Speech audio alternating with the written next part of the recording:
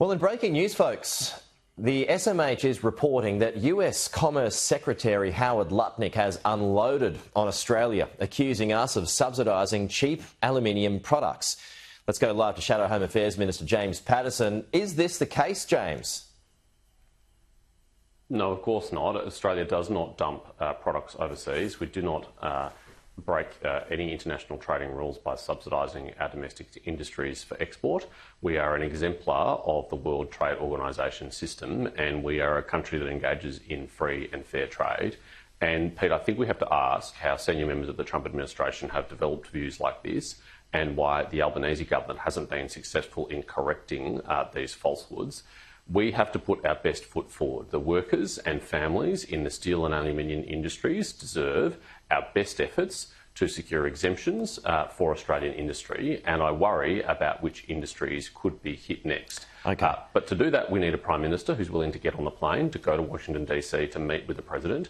We need a Trade Minister who's willing to go over there and meet with his counterpart, which includes the Commerce Secretary, and explain Australia's case to them and put the facts on the table so there aren't misunderstandings like this. OK, so we've got this comment right now, James. Just stay there. Let's play it for you. You've got dumpers in the rest of the world. Japan dumps steel. China dumps steel. And we're not going to stand for China dumping, Japan dumping. Australia does a lot of aluminum at below cost. I mean, this has got to end, and the president is on it. So is he lying, James? Well, I don't know about the situation with Japan and their steel industry and aluminium industry. I won't comment on that. But it's certainly true in the case of China that they engage in significant subsidies to domestic industry, including for export. And frankly, they've engaged in some pretty predatory trade practices in the past to try and dominate key sectors like this. So he may well be right talking about those other countries. It's certainly not true, though, when it comes to Australia. That's not in how we engage. And frankly, we need to have a team in Washington DC and a team in Canberra that can put our case forward and can get the access it needs to make our argument. And I have to raise the question, Pete, about whether our Ambassador Kevin Rudd is best placed to do that. We all know the inappropriate and injudicious comments he made about the President in the past, and I'm concerned that that might be holding back our capacity to make our case. OK, but I mean, just off the back of those comments, I mean, does that show that we never stood a chance anyway, as other nations didn't? No, I don't agree with that, Pete, because we secured an exemption last time.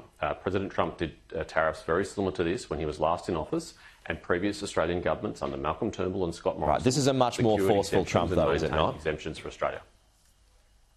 Well, I think we can't guarantee what a foreign government does. They make decisions in what they believe is their own best interest, but we can put our best case forward. And frankly, the low-energy attempt that the Prime Minister and his government has put into this case, I think reflects very badly on them. Why on earth do we have a Trade Minister if he just stayed put in Australia when one of the most consequential trade decisions was being made in Washington DC? Why wasn't Don Farrell over there? Why wasn't the Prime Minister over there? And did our Ambassador, Kevin Rudd, who was a captain's pick by the Prime Minister, opposed by many in the government, why has he had the access that he needs to make our arguments for us? And that's not clear to me, and I think the government needs to stand up today and clarify that, because there could be more of these. There could be other industries hit next. Right. I mean, I think we're forgetting here that Donald Trump's the one who's imposing these extra taxes. So there is this claim that you're backing Donald Trump over Team Australia. Is that true? No one is forgetting that it's the Trump administration that's putting these tariffs in place, and we have publicly argued strongly against them. Peter Dutton has said publicly that it will be damaging to the Australian-US relationship if the administration proceeds down this path, and they have proceeded down this path, and it is an unfortunate rupture in what is a very close and very important relationship. But what we need in office in Australia is strong leadership so that we can make our best possible case to the Trump administration. And I think it is clear that the Trump administration does not respect our Prime Minister. We know that he's been avoiding his phone calls despite the Prime Minister's previous attempts to deny reporting around that issue. And what we need a stronger Prime Minister in Australia so that we can put our best foot forward in the US. You alluded to this in your first response, James, but if steel and aluminium didn't get a carve-out, what hope does beef and pharmaceuticals have? Well, that would be diabolical if there are further tariffs applying to industries like those. It would be diabolical if those industries were hit too, because there are many workers and families in those industries as well. And we need to very urgently do two things. One, we need to make sure that we've got the best possible connections into the Trump administration from the president down, because this administration is unique among any others in that the president's personal views on these issues is hugely determinative. And so we need a good relationship between our Prime Minister and the president, and there's no evidence that's happening. The second thing, though, we need to do is recognise that America is putting America first and we have to put Australia first. And there are policy changes that we need to make ourselves as strong as possible and as competitive as possible to navigate this world. We need to get our energy costs down. We need to reduce the burden of red tape and regulation. We need an efficient and competitive tax system.